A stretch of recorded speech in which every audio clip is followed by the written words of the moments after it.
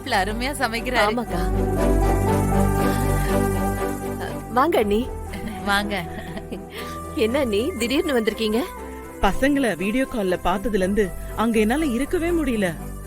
பசங்க சந்தோஷமா இருக்கிறத நேர்ல பாக்கணும்னு தோணுச்சு. அதான் உடனே கிளம்பி வந்துட்டேன். அண்ணாமலையும் கூப்பிட்டேன். அவ ஏதோ முக்கியமான வேலை இருக்குன்னு சொல்லிட்டு போயிட்டா. அம்மா இதோ இப்பதானமா வீடியோ கால்ல வந்தீங்க, அதுக்குள்ள எப்படி இங்க வந்தீங்க? அது ஒண்ணும் இல்லடா, மருமகள்கிட்ட வந்த 2 நாளும் வீடு கலகலன்னு இருந்துச்சு. நீங்க எல்லாரும் அங்கிருந்து இங்க கிளம்பி வந்ததுக்கு அப்புறம் ஏதோ தனியா இருக்கிற ஃபீல் மாதிரி ஆயிடுச்சு. அதான் உங்களை பாத்துட்டு போலான்னு வந்தேன். எங்களுக்கும் உங்களை விட்டு வந்ததுல இருந்து மனசு ஒரு மாதிரி கஷ்டமா இருந்துச்சு. நல்ல வேலை நீங்களே வந்துட்டீங்க.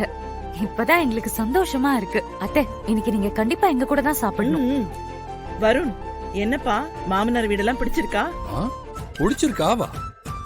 இன்னும் 2 நாள் இங்க இருந்தான்னா நம்ம வீட்டையே மறந்துடுவான். அவ்வளவு சந்தோஷமா இருக்கான். மாமனார் கூட மார்க்கெட் போறது என்ன, மாமியாருக்கு ஹெல்ப் பண்றது என்ன, பொண்டாட்டிக்கிட்ட சிரிச்சு சிரிச்சு பேசுறது என்ன, விட்டா இங்கேயே செட்டில் ஆயிடுவான். நீங்க எல்லாம் இப்படி சந்தோஷமா இருக்கிறத பாக்கும்போது மனசுக்கு நிறைவா இருக்கு.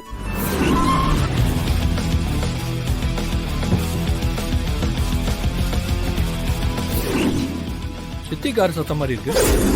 ஐயோ, அண்ணாமலையா? ஐயோ, நான் வந்தது அண்ணாமலைக்கு தெரியாது. கோவிலுக்கு போறேன்னு பொய் சொல்லிட்டு வந்துட்டேன். நான் போய் அங்க ஒளிஞ்சுக்கிறேன். யாரும் என்ன காட்டி கொடுத்துறாதீங்க. நான் அங்க இருக்கேன்னு சொல்லாதீங்க. சரி போங்க.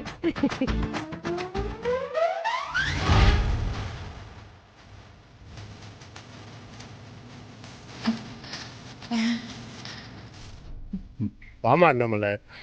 வாங்க அண்ணி. வாங்க சித்தி. ஒன்னும் இல்லைண்ணே, சும்மாதான் வந்தேன். உங்களெல்லாம் வீடியோ கால்ல பார்த்ததுல இருந்து நீங்க எல்லாரும் சந்தோஷமா இருக்கிறத நேர்ல பார்க்கணும்னு தோணுச்சு. அதான் கிளம்பி வந்துட்டேன். அக்காவை கூப்பிட்டேன். அவங்க கோயிலுக்கு போறேன் வரலன்னு சொல்லிட்டாங்க.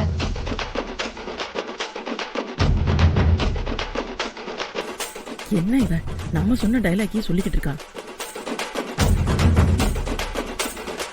அக்கா, எதுக்கு மறைஞ்சிட்டு இருக்கீங்க? வெளியே வாங்கக்கா. சித்தி, அப்புறம் என்ன தம்பி, இந்தாங்க இத குடிச்சிட்டு போய் தூங்குங்க.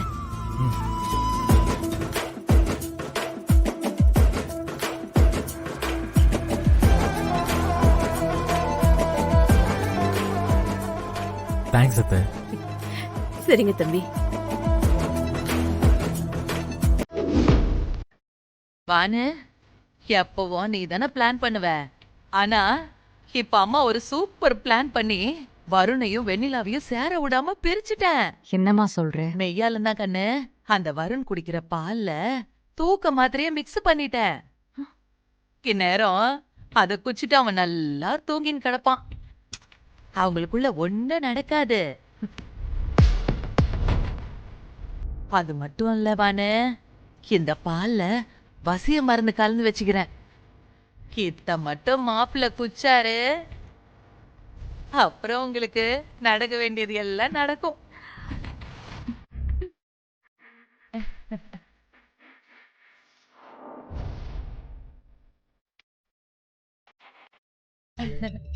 ஐயோ, என் பொண்ணுக்கு வெக்கத்தை பாரு. இங்க பாரு கண்ணு, அந்த வீட்டுக்கு முத வாரிச நீ தான் பெத்து கொடுக்கணும். அப்பதான் உனக்கான ரெஸ்பெக்ட் கிடைக்கும். நீ ஆசைப்பட்ட சொத்தும் உனக்கு கிடைக்கும். என்ன புரிஞ்சுக்கினியா? இந்தா போ.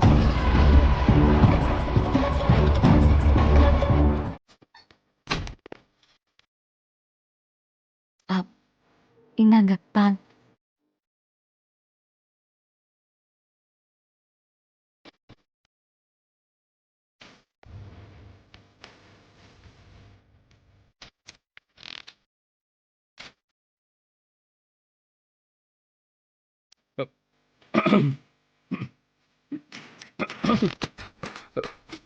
என்னங்க என்ன இந்த பாலை குடிச்சதும் ஒரு மாதிரியா இருக்கு. இது மசாலா பால் அப்படிதான் இருக்கும்.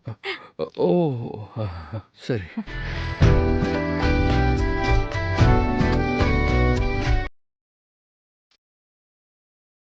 வன்மதி, கொஞ்சம் பக்கத்துல வாயேன். பால் walk out ஆகுது. ஏன் இவ்வளவு தூரம் தள்ளி உட்காந்துருக்கீங்க? கொஞ்சம் பக்கத்துல வாங்க. ஆ,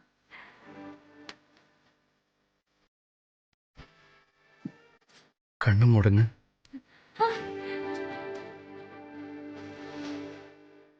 ஆஹா, வசியம் வந்து இவ்வளவு வேகமா வேலை செய்யணும் நான் எதிர்பார்க்கலையே.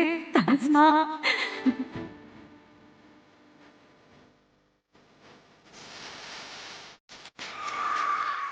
என்ன, பக்கத்துல வர சொல்லிட்டு எதுவும் பண்ணாம இருக்காரு.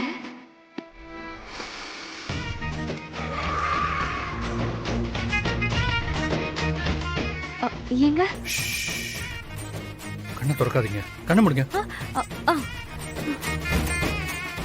எப்பவுமே தூங்குறதுக்கு முன்னாடி தியானம் பண்ணணும். அது நம்ம உடம்பையும் மனசையும் சுத்தமா வச்சுக்கும். தூக்கமும் நல்லா வரும். எனக்கு தூக்கம் நல்லா வருமா? ஆமாங்க. எல்லாரும் தியானம் பண்ணும்போது உருவத்துக்கு இடையில கடவுளை வச்சு தியானம் பண்ணுவாங்க. ஆனா நான் என் சித்தியை நினைச்சுப்பேன். நீங்களும் அந்த மாதிரி பண்ணுங்க. தியானத்துக்கு போறதுதான் இவ்வளவு பில்டப் கொடுப்பீங்களா?